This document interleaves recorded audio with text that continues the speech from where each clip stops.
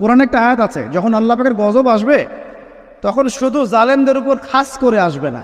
আলেমদেরকে জিজ্ঞাসা করেন, আলেম ওলামাদেরকে জিজ্ঞাসা করেন, যখন আল্লাহর গজব আসবে জালেমদের উপরে শুধু খাস ভাবে আসবে না, সবার উপরে আসবে। তা আমি খুব ভালো মানুষ, ওয়াজ করছি, নসিহত করছি, পার পেয়ে যাবো এমন ভাবার সুযোগই নাই। আপনাকে আপনার সাধ্য মতো অন্যায়ের প্রতিবাদ করার চেষ্টা করতে হবে।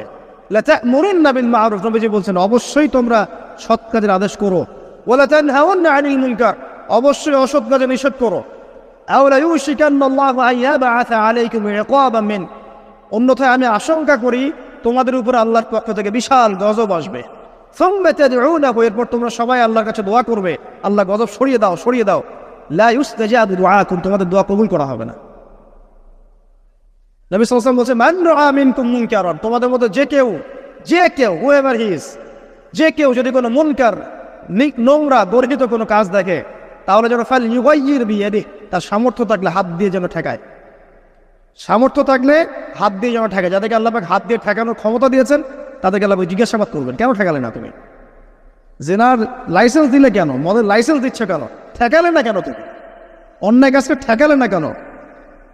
যদি তুমি না পারো, ওয়াইল্লাম ইয়াস্তাতি, যদি সে না পারে, তাহলে ফাল ইউগাইয়ির বিলিসানি, তাহলে যেন মুখ দিয়ে সেটা প্রতিবাদ করে। এই যে মুখ দিয়ে প্রতিবাদ করার ক্ষমতা আলেম ওলামার আছে, যাদের হাতের ক্ষমতা নেই, মুখের ক্ষমতা আছে। সেটাও যদি না পারো, ওয়াইল্লাম ইয়াস্তাতি, সেটাতেও যদি সে সক্ষম না হয়, ফাবিকলবি, তাহলে যেন অন্তর দিয়ে ঘৃণাটা পর্যন্ত করে। ওয়াবিযালিকা আদআফুল ঈমান, এটা হচ্ছে ঈমানের সবচেয়ে নিকৃষ্ট একটা অবস্থা, সর্বনিম্ন অবস্থা। এর নিচে ঈমানের কোনো অবস্থাই নাই।